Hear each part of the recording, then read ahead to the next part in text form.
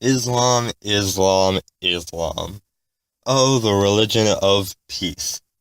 More like the religion of non-peace. Wow, that joke was really, really shit. Anyway, today I finally had a chance to record, and I'm sick. So if my voice sounds odd or weird, shit. But also I got a new mic, but I don't think you can tell the difference because I'm sick. That's great. Also, I changed up my background. Hope you guys enjoy. But okay, Islamic terrorism. Today we'll be looking at 4 terrorist attacks that have happened within the past 2 to 3 years.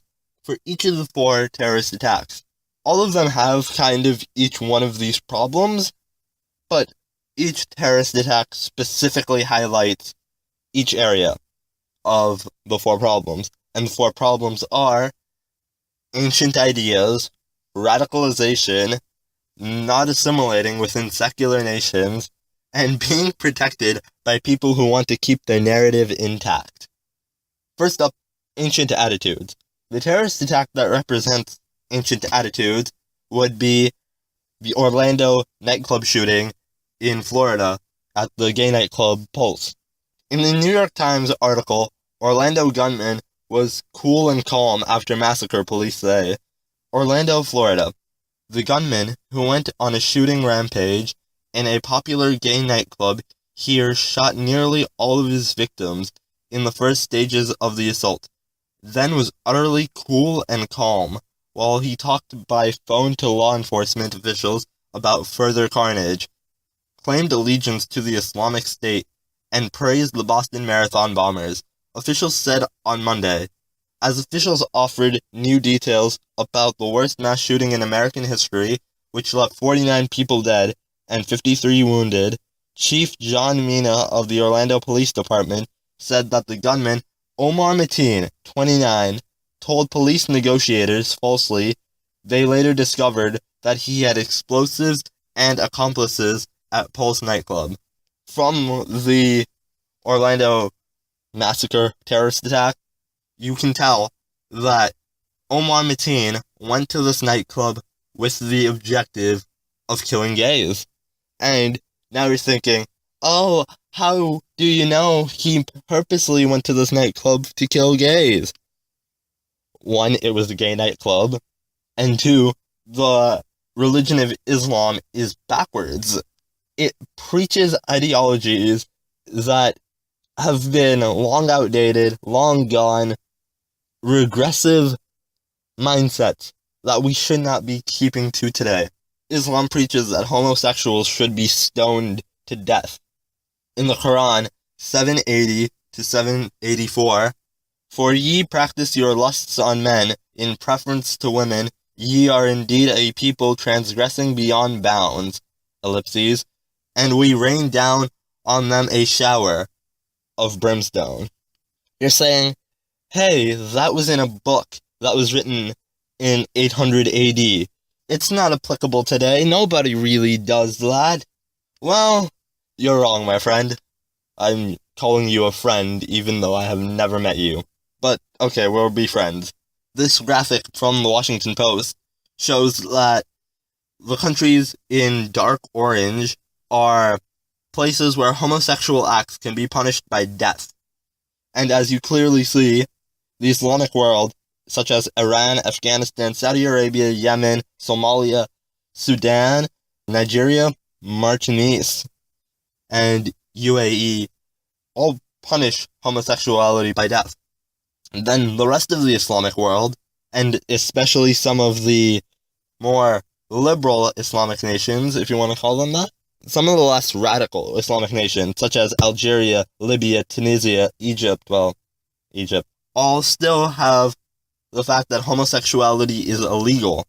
Whereas in the Western world, aka Europe, US, Canada, Australia, New Zealand, the Western world, same-sex marriage is allowed, as you see in the blue. Same-sex marriage is allowed in some jurisdictions, which you see in some of the blue as well. And then there's places where just are gray, where you can be gay. They're just homosexual acts are legal. So that shows the opposing viewpoints of the Western world and Islam. Most of the countries that have theocratic forms of government that tailor to Islam still practice and believe in what the Quran says, especially with things that what we know today as bad, awful, terrible, just not good things to do. Being gay is not legal in the Islamic world, and they will punish you for being homosexual. And it's just not limited to being gay. They have other awful things within them. They promote domestic violence. They cut off hands of thieves. Raping women can be acceptable. Women normally being a second-class citizen. No driving, especially in Saudi Arabia. 2 women having to testify against a man. And the list goes on. Islam cannot be compatible with Western secular nations because of these backward philosophies, backwards ideologies. Men are superior to women, women are less than men, kind of dogma that they preach. That was the backwards ideal. Yes, you can have backward beliefs, but still not act upon them, and you would just be, Islam wouldn't be in the news. But Islam, they radicalize people, which is point 2. Radicalization. And for radicalization, I'll use the attacks in San Bernardino to show how Islam creates radicals to follow Islamic tenets literally and produce the terrorists that we see in the news today. In this article, a day after the San Bernardino shootings, it states, Bodwich said Farouk, who was born in Illinois, had traveled overseas in recent years and had visited Pakistan, from where his parents immigrated. He returned in July 2014 with Malik, who traveled on a Pakistani passport with a fiancé visa. Ellipses. Farouk's colleagues told the Los Angeles Times he had visited Saudi Arabia and had returned with Malik. As the last graphic showed, the theocracy of Saudi Arabia pretty much instilled the dogma in Farouk and Malik, who weren't radicalized before then. They might have had some radical tendencies prior, but they weren't radicalized until they went to Saudi Arabia. The mosques preached at them, this is what you have to do, this is the word of God, you have to carry out his word. And also, in the 800s, the reason Islam spread, it was through violence. And that's the same violence we're seeing today. It's the same preaching. They're preaching violence to take over the rest of the world, following what the Quran says, which is being vile and awful human beings. Radical Islam isn't really a fringe group, because, as I've said, Saudi Arabia is a theocracy that pretty much supports the ideology, and the West, we need the Middle East for oil, so we really can't run them down and completely change it to secular government. One, that won't work, because most of the people believe in Islam, and Islamic rhetoric would get elections won, as we saw in Egypt and in Libya. And also, you kind of need to slowly integrate into secular nations, and this just won't happen overnight. And also, we're very energy dependent on the Middle East, so we can't really punish them to the extent that we would like if they're breaking, international laws, per se. Okay, now, you can also say that some of these homegrown killers, like the one we saw in Nice about a week ago, they were from homegrown killers. And you're saying, if people live in Western civil countries, they should be able to assimilate and kind of get used to the social and cultural norms of the society that they're living in today. But most Muslims in Europe, especially Great Britain, Belgium, France, they live in little pockets of Islam. They live with each other. They kind of, interact with their own language, with their own laws, with their own moral codes, and they still keep the bad ideas that Islam has with them as they're moving throughout the world. The perfect terrorist attack that shows why Islam is really against assimilation in Western cultures is the attack in Brussels. So, another New York Times article. In Brussels bombing plot, a trail of dots not connected. It says, yet, with large communities of often poor and poorly integrated Muslim immigrants, and its own deeply rooted divisions of language, geography, and politics, Belgium finds itself at the center of Europe's struggle with terrorism and a glaring example of obstacles blocking the way. You're saying that the ideas that Islam has stays with the people, but yet again, most of the youth can kind of grow out of it because they have to go to schools in Europe and stuff like that. But not necessarily. They won't grow out of the shell because they would be going to mosques. And most of the mosques are funded by Saudi Arabia and the Saudi government. And they are keeping to the radical beliefs that the Saudis want. Why am I blaming just the Saudis? It's all the radical Middle Eastern nations. They kind of fund these mosques.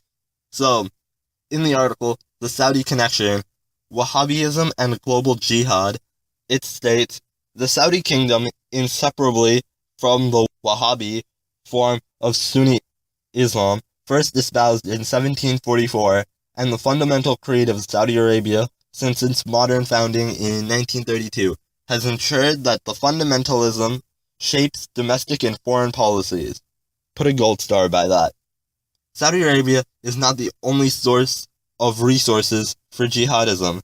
Public and private entities in Kuwait, Qatar, the UAE, United Arab Emirates, and more recently Turkey, have also been linked to collection and transfer of funds supporting terror groups, but the Saudis have been the most persistent source of support for global jihad by spreading Wahhabism abroad to radicalize foreign Muslims and then giving financial support to their violent struggles in countries as far-flung as Afghanistan, Syria, Libya, and Belgium. Belgium, they don't say Belgium here, but yes, Saudi Arabia are funding these mosques all over Europe because they know that Muslims are living there and they know that Muslims need a place of worship. I don't really know much of the laws and the codes of setting up churches, but I'm guessing they could get pretty expensive if you have pretty much an entire nation supporting your mosque. That will help with getting it set up, and in order to keep your mosque operating, you kind of have to follow their directions, and their directions are radical Islam. So, the mosques will have preachers. Are they known as preachers in Islam? Wow, my mother will be really pissed at me. Thanks, Mom. I'm sorry. I'm atheist. So yeah, the mosques in Europe preach this radical philosophy, this radical ideology, and especially since the migrant crisis brought so many of the Muslims into Europe. Some of them were refugees with their families, but a large sum of them were economic migrants that are young men that are willing to do what it takes to get a job, and these are men that are kind of born with radical, backwards, unacceptable ideologies about women, about gays, and the like. When the migrants came over to Europe, they lived in these little pockets, which have a mosque that's probably funded by Saudi Arabia, are taught this radical ideology, this radical philosophy, and they go out, and they claim to be doing the work of God, the work of Allah. But we don't spot it. It's all happening in the little Muslim pockets, in Brussels, in England, in France, in Germany, in Sweden. And we need a way to pretty much breach that.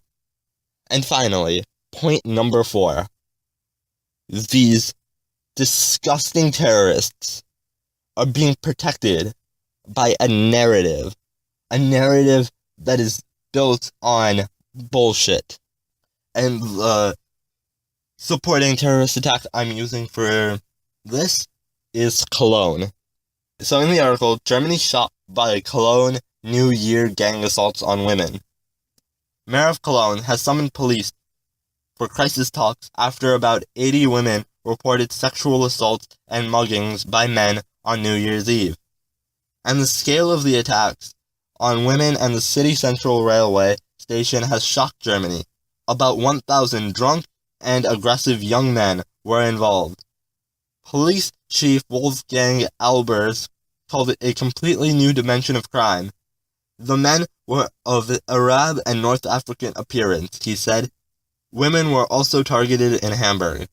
But the Cologne assault near the city's iconic cathedral were the most serious. German media report at least one woman was raped and many were groped. Most of the crimes reported to the police were robberies. A volunteer policewoman was among those sexually molested. Now you're thinking, okay, the police did what they needed to do, right? Wrong. New article. Cologne police ordered to remove the word rape from reports into New Year's Eve sexual assault amid cover-up claims. Accusations add to claims of political cover-up. In this article, it says, according to Cologne newspaper Express, officers received a phone call from the State Police Control Center ordering them to take down the report or otherwise delete the phrase Vergewaltigung, rape. The allegation of political cover-up put serious pressure on North Rhine-Westphalia Interior Minister Ralf Janger, in scandal which has already seen Cologne Police Chief Wolfgang Albers forced into early retirement. Why are the police covering it up, you ask? The media on the regressive radical left have put in place this narrative that if you are not a cis, white, straight male, you are oppressed. And they have all these justifications, such as, think about the Muslims. The radical left feminists say that men rape, all men rape, so this is just not a new phenomenon, so we need to train all men not to rape, because all men believe in the rape culture, and stuff like that. Another argument I've seen is that they say stop being Islamophobic and let the refugees come in. Let all of them come in without any identity checks, without any background checks, without any protection and knowledge. I use the word refugee in the statement lightly because most of the people who came in during the migrant crisis were not refugees. And we know this. Most of them did not come from Syria. Most of them came from Bangladesh, Nepal, Pakistan, and other places in the Islamic world. Can we also point out that they toss the claim Islamophobic? Everyone should be afraid of Islam because it is backwards, it is dangerous, and it doesn't help move society forward. Those are the 4 terrorist attacks, and those are the 4 reasons why Islam is a problem for the Western world. And it cannot let these terrorist attacks keep happening. From Orlando, from the attacks in Nice. I don't know if Munich was a terrorist attack yet. Reports will come out soon-ish. There's multiple terrorist attacks. I can point to the Paris attack that happened in November 13th. 9/11 was a terrorist attack, happened in 2001. The German terrorist attack in the train a couple days ago.